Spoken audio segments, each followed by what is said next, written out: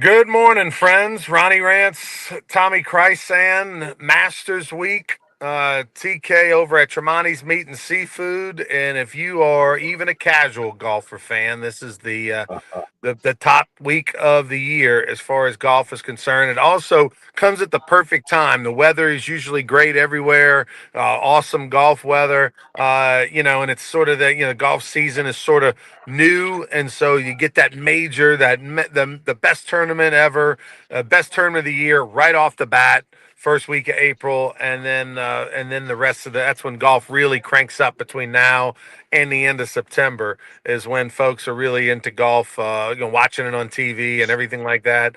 Tommy Christ, St. Ronnie Rants with you. Hope you had a great week. We're going to put a bow on your week and look towards the weekend. LSU baseball, after winning two of the last three, both against Kentucky and Tennessee, feeling a little good about itself until Bethune-Cookman came to town. They'll try to flush that one. Remember, lost to McNeese midweek as well. Trying to forget that one. And LSU got beat by Bethune-Cookman. I was impressed by Bethune-Cookman on Tuesday, Tommy. I think they pounded out 12, 13 hits, but they had really good quality at bats. Yeah, they went and they ambushed first pitch a lot, and they knew the strike zone. I was impressed with them too. We knew they were 22-10. We knew they were leading the SWAC, and they just beat Southern 2 out of 3. Two of those, one at Southern, two of those games were at Barrow Stadium in New Orleans. So, but Dylan Cookman, that's a team that's probably going to win the SWAC tournament, which would put them in the postseason. But they look good. Yeah, coach has been there a while. They look good. They look solid. And they took it to LSU the other night. I mean, they just flat out said, "Hey, here we are." Jake Brown picked up his 13th home run of the season in that ball game for LSU. The Tigers swung the bat pretty decent, but just didn't get it done with runners in scoring position. And that seems to be outside of Curiel, who's been fabulous in that role this year, runners in scoring position. They did not get it done on the Tuesday. They had the bases loaded with no outs in the seventh and struck out the side. Reliever for Bethune-Cookman came in throwing an unbelievable splitty changeup, and then you had in the eighth inning, you got a couple guys on hit into a double play. So LSU just did not come through in the clutch. They lose to Bethune-Cookman, a team who is probably the best team in the SWAC, although getting pressed a little bit this year. Um, now, Well, and the other thing, he got some injuries from Tuesday night. Stanfield, Dardar, Cerna. There's some things going on. A couple of them listed as questionable or probable for this weekend at Ole Miss because they got to do that injury report thing. right. So Cerner did not play on Tuesday because of a concussion protocol situation from the Sunday game at Tennessee. Indications are that he will play this weekend and that they kind of held him out of caution. Chris Stanfield, who of course missed 16 games with a hand injury, jammed his wrist and hand into the wall going for a ball in left field and came out of the game when it was his turn at bat after that half inning. He came out of the game. We saw an image of him putting ice on his wrist during the game. So that is very concerning because it's a pre-existing injury that he aggravated. And he's such a huge part of this team. I mean, it's a big difference for this LSU team when Stanfield is in the game and when he's not. Wins and losses indicate that as well. Um, and then, as you mentioned, Dardar. Now, this was bizarre. So Yeah. Dardar slid into second base, jammed his ankle and knee. It looked like into the bag. I mean, and it was pretty brutal when you watched it on TV. You could see where he slid late, jammed himself into that bag. But the main thing was, as soon as he jammed himself into that bag, he went to the ground face down, did not move, not a muscle. For probably 30 seconds. I mean, face down in the dirt, did not move for at least 30 seconds. His ankle was parallel to the ground. His left foot, his ankle was literally parallel to the ground. The other team thought he was severely injured. The umpire thought he was severely injured. Matt Montgomery, Mongo, who is like the head of the equipment managers, head of operations for the stadium, a whole 9 yards. I don't know what titles he's got, but he does everything. He runs out to the field. He immediately gets on the radio after looking at him, talking to him, basically to call like EMS or get them ready or whatever. The trainer runs out, and after a minute, the guy pops up and plays the rest of the game. So bizarre, and and I saw Mongo like walk off the field, and when he went over to the sidelines, to where like to talk to some other athletic department officials, he kind of like covered his mouth and was like laughing, like because he had the emergency folks ready to go. They were gonna pull the ambulance around or whatever they had to do, and he ended up popping up and playing. Well, But he was limping a little bit after that. but I was surprised as anybody when he jumped up and he was bouncing around a little bit and moving the ankle. Yeah, because when it happened and then when that image we saw with that foot was laying to the side, I thought broken ankle. That's what was first thing popped in my head. And then when you guys showed the replay, I'm like, oh yeah, that doesn't look good. But and I'm sure it was sore the next day, very sore. But that was a little bit strange looking. But we hope he's okay and we hope he can play this weekend. He's been hot at the plate and that's been important for him. He's a reason they won the last couple of series because he did get hot after starting hot, slumping. I mean, typical baseball roller coaster. Yeah, no, he's been fantastic for LSU, and if he's not 100%, curious to see how he handles that ankle. Obviously it was just Tuesday. Today's Friday, so Stanfield and Dart are both going to be, if they play tonight, both going to be not playing at 100%. But hopefully they are able to play because they both have been very good for LSU. So definitely something to watch with those two and Omar Cerner, three starters that are at minimum playing banged up if they play, if all three do play. Interesting rotation decision for LSU for the second week in a row. It will be Evans, Schmidt, and then Grant Fontenot, who did look good for 2+ innings on Sunday against Tennessee. Yeah, Grant Fontenot's numbers are there. He throws hard. He's 98, 99 all day. So they've announced that he will throw, which tells you that they're going to play each game at a time. And right now, that means Gidry could come in and and try to save something today or tomorrow. So 6:30 tonight, 4 o'clock Saturday, 1:30 Sunday in Oxford. Ole Miss ranked 25th in the D1 poll, LSU 24. But we'll see how that pitching and if Fontenot can go a little longer that'd be a big plus. Yeah, Grant Fontenot literally has the lowest ERA on the team at 1.5. And, it doesn't have a large sample size, but, has done a nice job, a better job of throwing strikes than he did in the past. That he was his own worst enemy in the past. Um, so he's been really focusing on pounding the zone as well. He should. He's got a big time arm. He's going to throw the ball 95 to 99 miles an hour. So, when you throw that hard and you're that big and strong, you throw it in there, challenge the hitters. He's a young man who's in his final year out of Lafayette High School. He was actually signed by Pulmonary and played for Pulmonary when he was at LSU. He redshirted Pulmonary's last year, and then of course new coach comes in and all, and he wasn't 100%. It didn't work out, and he ends up transferring, goes spend some time at UT in Texas, and then ends up back in Baton Rouge. And so, a guy who going into the season, quite frankly, really wasn't a whole lot expected about him. A little bit still as a project, but again, after you give a guy enough time, let him get healthy, let him get older, more mature, and it seems that now's his time. And at 6'3", 6'4", whatever he is, and throwing the ball 95 to 99 miles an hour, there's a good chance he's going to get a chance to play professional baseball for sure. And so hopefully LSU, for LSU, he can be that nice surprise and be an addition to kind of make up for the loss of Cooper Moore, who still not going to be back in the rotation, and that is a giant loss. This is a guy who, of course, transferred from Kansas, was their ace.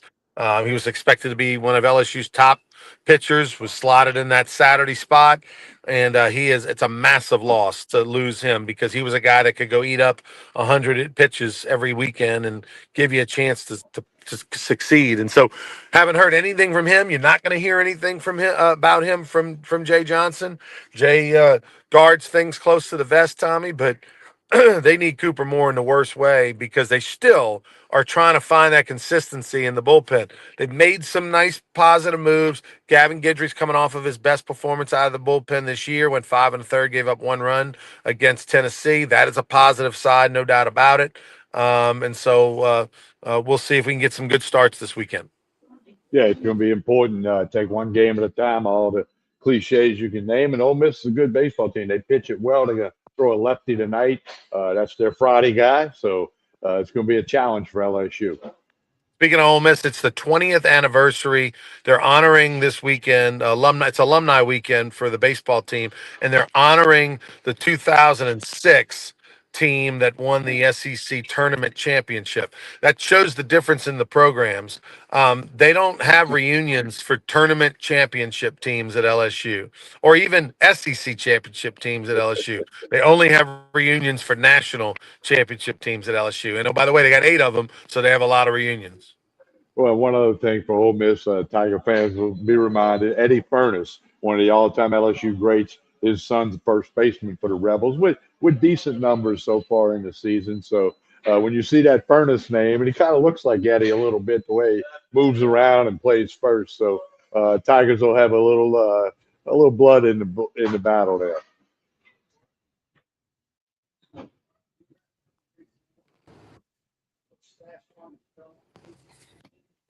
Ronnie froze up on us right there.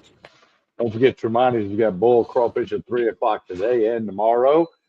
They can cater your crawfish bowl 3 o'clock, hot out the pot at Tremonti's today and tomorrow. All right, Ronnie has froze up on us a little bit there. Don't forget tomorrow morning, Sports Shorts Got me? Radio. Hunter McCann, Ronnie Rance, and I live from the walk-ons in Brewley, ESPN, Southwest Louisiana, covering Lafayette and Lake Charles, and of course, 104.5 ESPN in Baton Rouge. All right, Ronnie, you're back there with us. You had froze up for a minute. Do you have me, TK? Yes, All we right. do. Go ahead. All right. Okay. Let's talk a little Masters for a minute.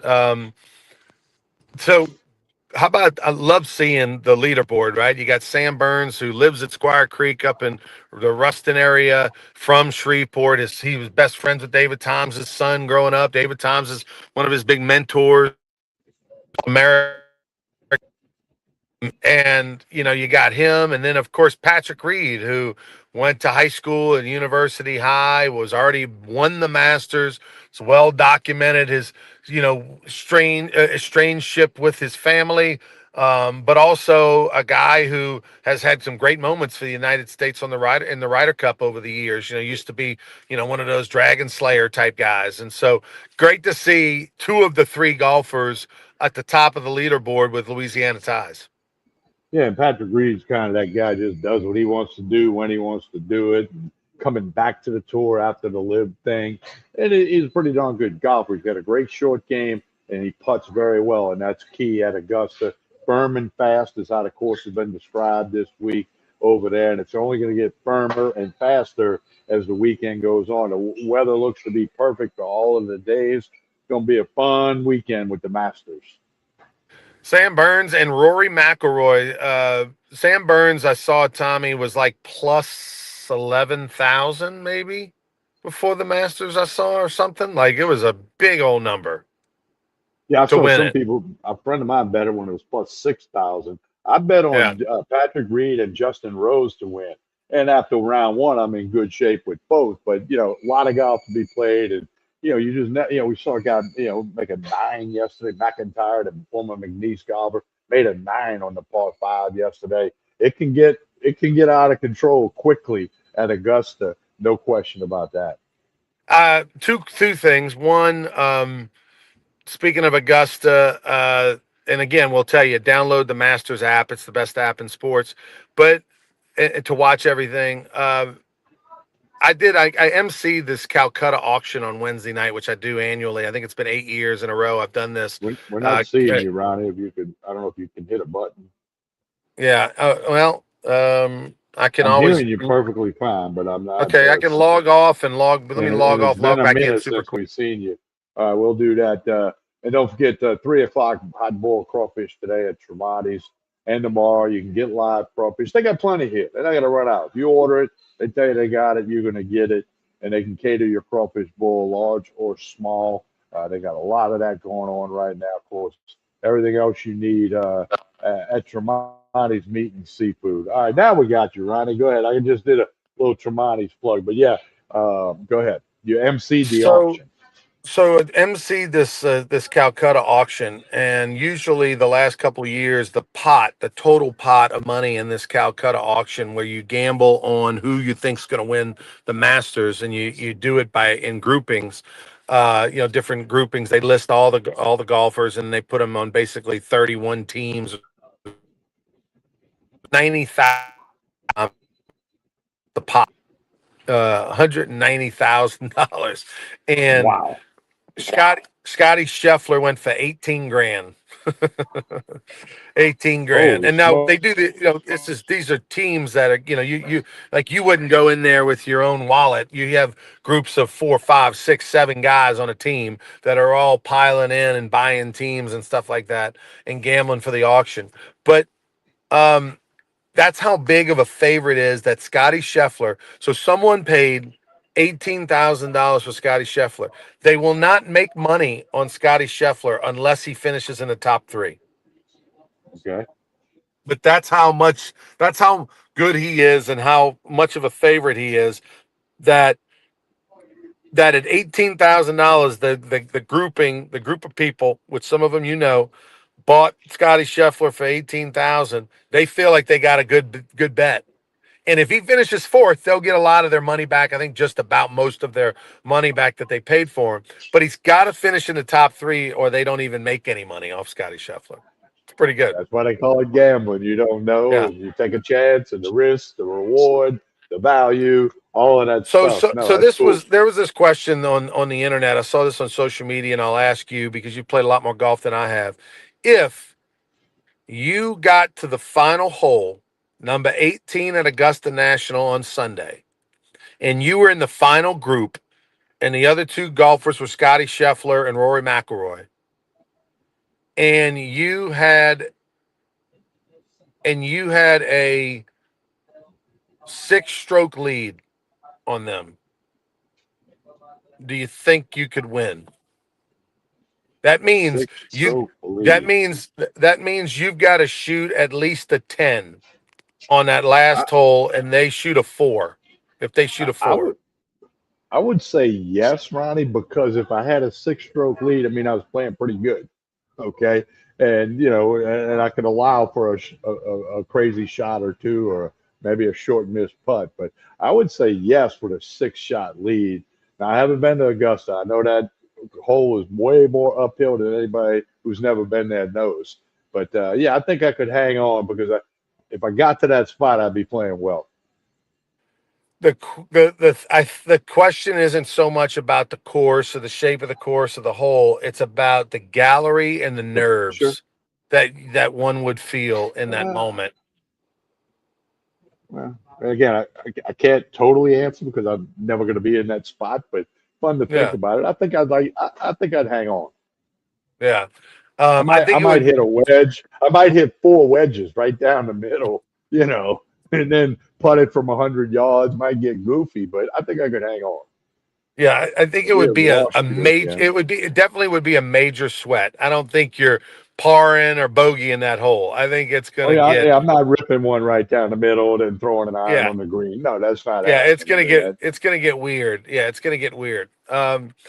Another bet I heard was if you put a ball on the furthest spot on the course, on excuse me, if you put the ball on every hole, on every green, furthest away from the hole that you could find, but still be on the green.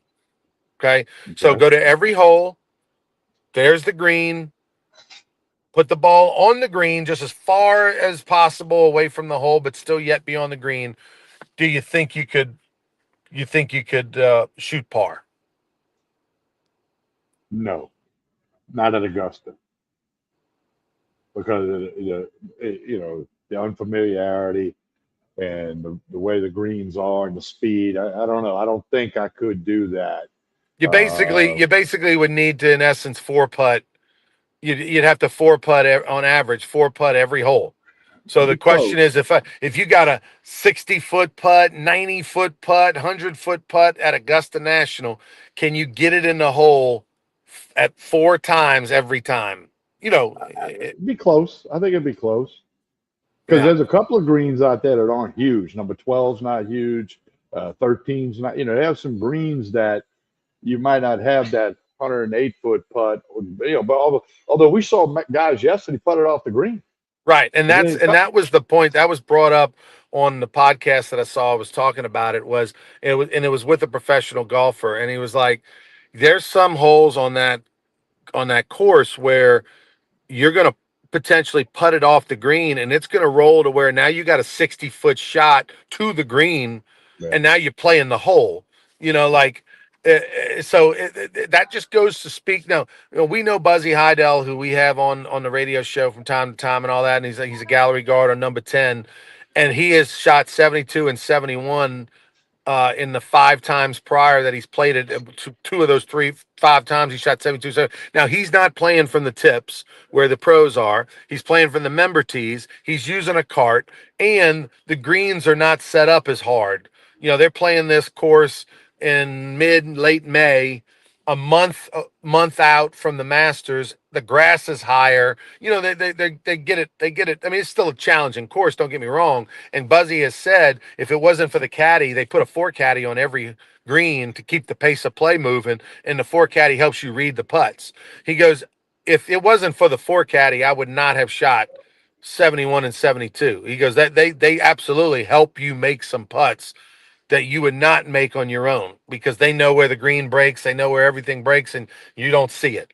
You know, Yeah. um, Yeah, it would be close. I think with the four putt in every hole, in part because maybe you could have a couple of three putts to offset perhaps a five putt or putting it off the green or something like that. Ronnie, you popped out again. If you could jump back in, I got your name up there, but well, nobody's Tommy, I'm seeing gonna it. let you. I'm gonna let you sign off. I know we'll be back on the air tomorrow morning for more Sports Shorts Radio. We'll be live at the Bruley Yeah, Walk-Ons. We're looking forward to that, and you'll be able to follow us on Sports Shorts. We'll be live streaming. We'll have some cameras, not iPhones. We'll have some real equipment out there tomorrow. So excited about that. We'll be streaming Sports Shorts Saturdays every Saturday. Starting tomorrow from the Bruley Walk-Ons, you, myself, Hunter McCann. So we'll just see you then, TK. all right, thank you. That's Ronnie Rance. And don't forget to get your Baton Rouge Rougarou and Lake Charles Gumbo Gators season tickets. Texas Collegiate League action getting closer every day. brrougarou.com, gumbogators.com. You see it on your screen. Don't forget to like and share this show. That helps with everything, no matter whether you're watching on YouTube, Facebook, or X. Like and share this show. We appreciate that. Sports Shorts Radio in the morning. And don't forget, Sports Shorts Monday will be 6:30 p.m. Yeah, we changed that up a little bit for you. 6:30 p.m. I'll be over at Court Street Cafe in Port Allen, where they got steak night Saturday night and their Sunday brunch is awesome, 8 a.m. to 2 p.m. at Court Street Cafe in Port Allen. One more time, don't forget boiled crawfish here at Tremonti's today, 3 p.m. Hot out the pot. They got live crawfish. You can order what you want to get. They can cater your crawfish boil. Tremonti's meat and seafood, all the wine, the bourbon, the vodka, the tequila, everything you need at Tremonti's Meat and Seafood. On behalf of Ronnie Rance, I'm Tommy Christ saying have a great day, everyone.